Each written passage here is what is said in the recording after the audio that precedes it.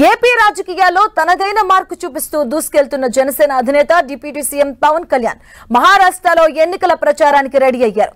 అక్కడి బీజేపీ సారథ్యంలోని మహాయుతి కూటమి తరపున క్యాంపెయిన్ చేయబోతున్నారు. ఇందుకోసం షెడ్యూల్ కూడా ఫిక్స్ అయింది.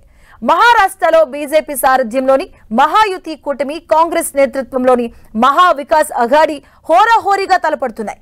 అయితే మహా వికాస్ అఘాడీని ఎదురించి ఎలాగైనా తమ అధికారాన్ని కాపాడుకోవాలని ఎన్డీఏ కూటమి ప్రయత్నిస్తుంది. దీంతో ఏపీ ఎన్నికల్లో సంచలనం సృష్టించిన పవన్ కళ్యాణ్ ను బీజేపీ కూటమి తరపున ప్రచారానికి దించాలని ప్లాన్ చేసింది. ఈ నెల 16, 17వ తేదీల్లో పవన్ కళ్యాణ్ మహారాష్ట్ర ఎన్నికల ప్రచార సభలో పాల్గొంటారు. ముఖ్యంగా మహారాష్ట్రలో తెలుగు ప్రజలు అధికంగా ఉన్న ప్రాంతాల్లో పవన్ కళ్యాణ్ పర్యటన ఉండబోతున్నట్టుగా సమాచారం. తెలుగు ప్రజల్లో పవన్ కళ్యాణ్ కు ఉన్నటువంటి క్రేజ్ ను వాడుకొని అక్కడ ఓట్లు రాబట్టుకునేందుకు ప్లాన్ చేసింది. ఇది కాకుండా ఇటీవల తిరుమల లడ్డూ వివాదం సమయంలో సనాతన ధర్మం పరిరక్షణ కోసం ఆయన చేసిన వ్యాఖ్యలు దేశవ్యాప్తంగా వైరల్ అయ్యాయి. ఇది కూడా తమకు ప్లస్ అవుతుందని బీజేపీ భావిస్తుంది.